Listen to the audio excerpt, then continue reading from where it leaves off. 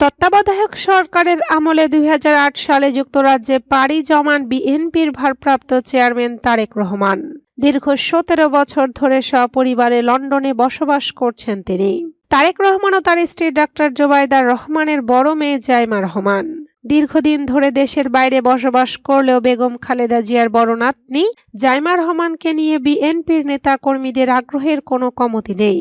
২০১৯ সালে ব্যারিস্টারি পাশ করার পর থেকেই বিএনপির ভারপ্রাপ্ত চেয়ারম্যান তারেক রহমানের মেয়ের রাজনীতিতে আসার সম্ভাবনা নিয়ে আলোচনা শুরু হয়। গেল ৫ আগস্ট শেখ হাসিনার পতনের মধ্য দিয়ে দেশের রাজনৈতিক পরিবেশে এক বড় ধরনের পরিবর্তন এসেছে, যা জাইমা রহমানের রাজনৈতিক ভবিষ্যতের দিকে নজর আরো বাড়িয়েছে।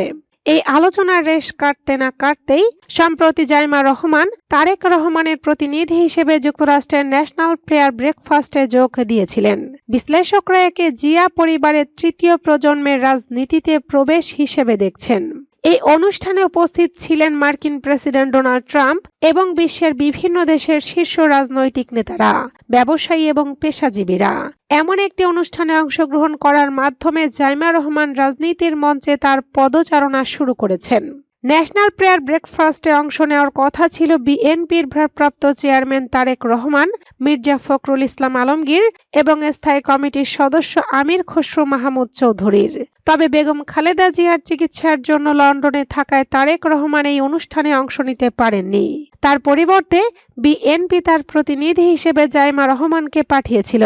অনুষ্ঠানে যুক্তরাষ্ট্রের প্রেসিডেন্ট ডোনাল্ড ট্রাম্প ছাড়াও বিশ্বজুড়ে বিভিন্ন দেশের নেতারা অংশ নিয়েছিলেন। জাইমা রহমান এই সুযোগে বিভিন্ন দেশের রাজনৈতিক, ব্যবসায়িক ও পেশাজীবী নেতাদের সঙ্গে সরাসরি মতবিনিময়ের সুযোগ পান, যা তার জন্য গুরুত্বপূর্ণ অভিজ্ঞতা হয়েছে। জাইমা রহমানের এই অংশগ্রহণকে অনেকেই তার আনুষ্ঠানিক রাজনীতিতে প্রবেশের ইঙ্গিত হিসেবে দেখছেন। রাজনৈতিক বিশ্লেষকরা বলছেন, তিনি একটি রাজনৈতিক পরিবারের সন্তান হওয়ায় রাজনীতিতে তার আসার সম্ভাবনা দীর্ঘদিন ধরেই আলোচনা হচ্ছে। বিশ্লেষক মহিউদ্দিন খান মোহন মনে করেন, ভারতীয় রাজনীতিতে গান্ধী পরিবার যেমন ধারাবাহিক নেতৃত্ব দিয়ে আসছে, তেমনি বাংলাদেশেও জিয়া পরিবার থেকে নতুন নেতৃত্ব আসা স্বাভাবিক। বিএনপির নির্বাহী কমিটির সদস্য আবু নাসের মোহাম্মদ রহমাতুল্লাহ মনে করেন, দলের ঐক্যবদ্ধতায় জাইমা রহমান গুরুত্বপূর্ণ ভূমিকা রাখতে পারেন। ভারতের সাবেক প্রধানমন্ত্রী ইন্দিরা গান্ধীর পুত্র রাজীব গান্ধী, স্ত্রী সোনিয়া গান্ধী, প্রিয়াঙ্কা গান্ধী, রাহুল গান্ধী, পাকিস্তানের ভুট্টো পরিবারের প্রয়াত বেনজির ভুট্টো, তার স্বামী, ছেলেমেয়েরা রাজনীতিতে সক্রিয়।